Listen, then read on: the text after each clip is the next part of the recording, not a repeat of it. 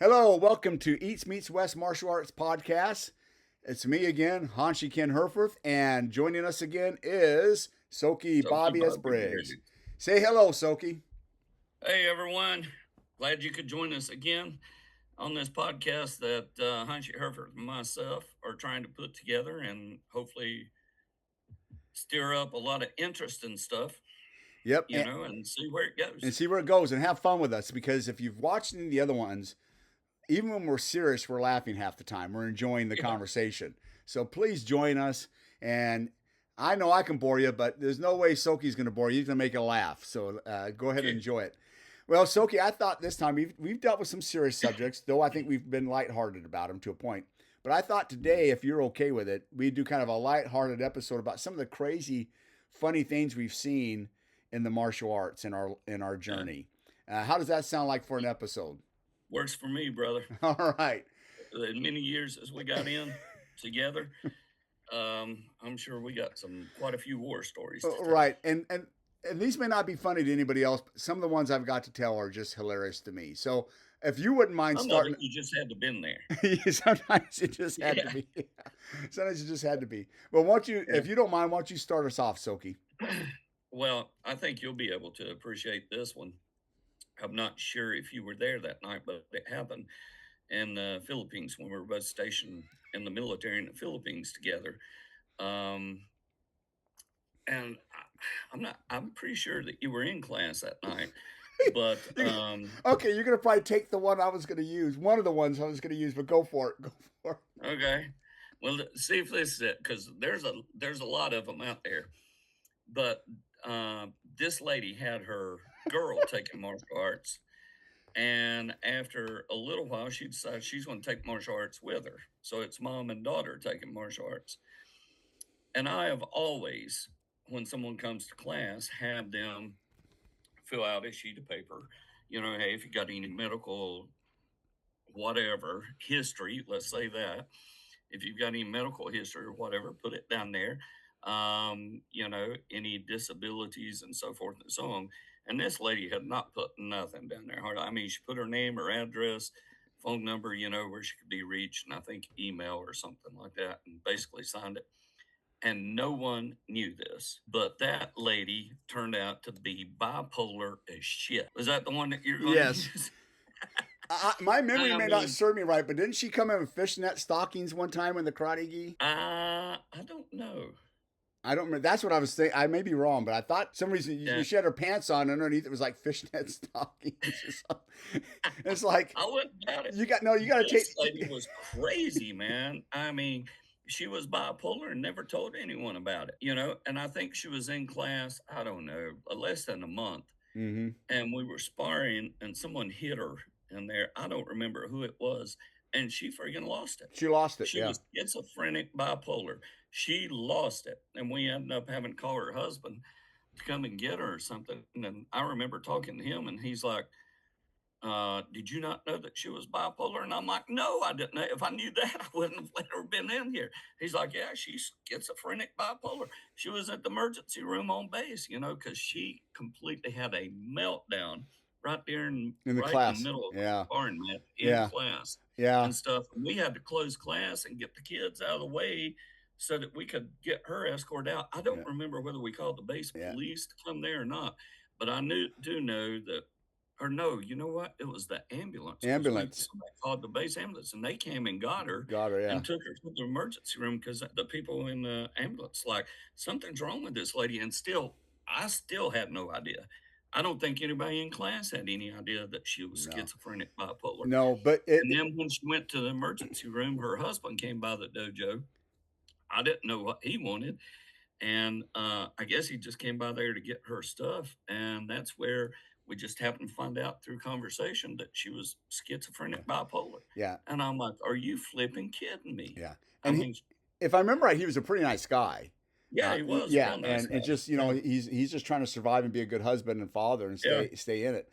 Yeah, Yeah. if I remember, I maybe memories are not videotape, but I remember one time she came and it was early on, and like pantyhose, and for some reason she thought she could wear them with her gi pants, and you could see in her feet and her ankles, it was like Yeah. fishnet stockings, and it was like Now I may be wrong here, but you're like, I ain't got to tell her that. Ken, go tell her. I'm the second. So it's like, hey, you got to take those off.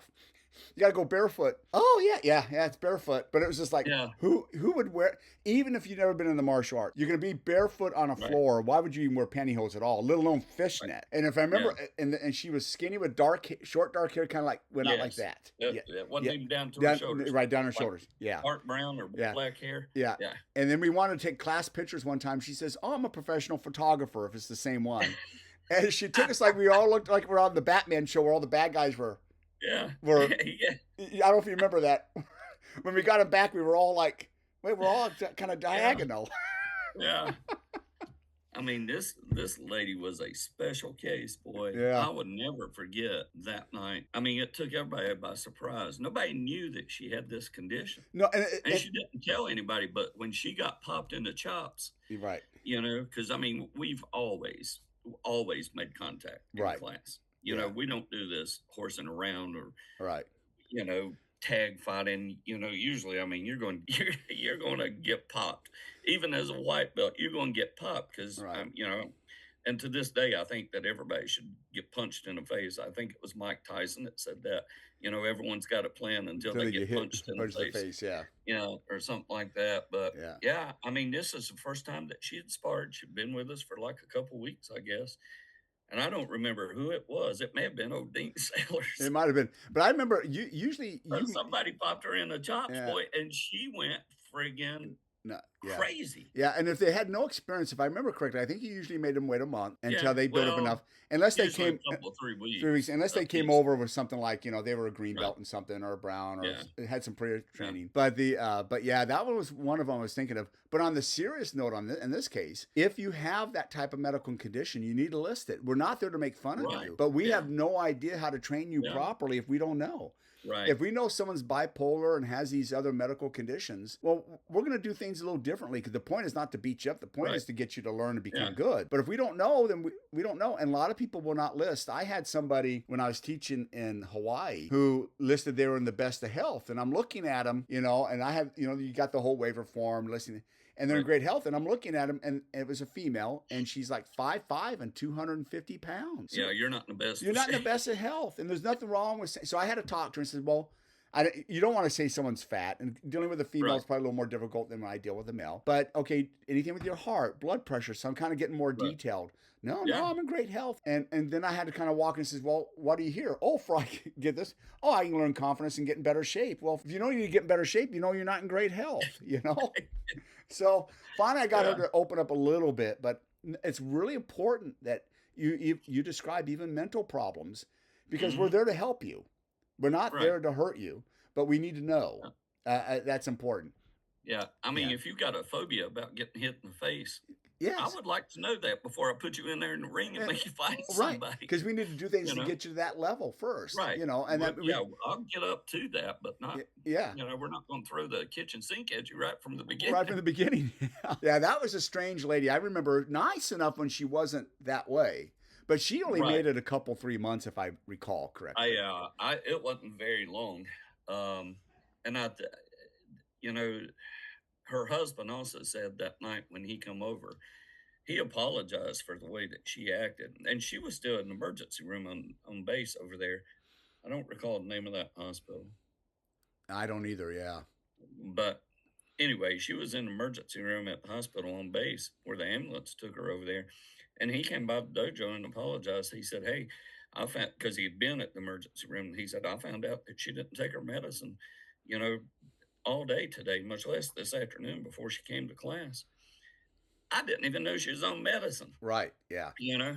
but Yeah. holy crap, boy, she just went Yeah. crazy. And that's also an important point is if you are taking medicine, we need to know. We're not Yeah. doctors, we're not nurses, even though many times we've had schools where we've had nurses or doctors who will be in the class, hmm but they would even need to know. But I need to know that Oh, if you have to have a albuterol for asthma, yeah. well, let me know. And Yeah. let me know if it's in your That's a bag, piece of information that could be helpful.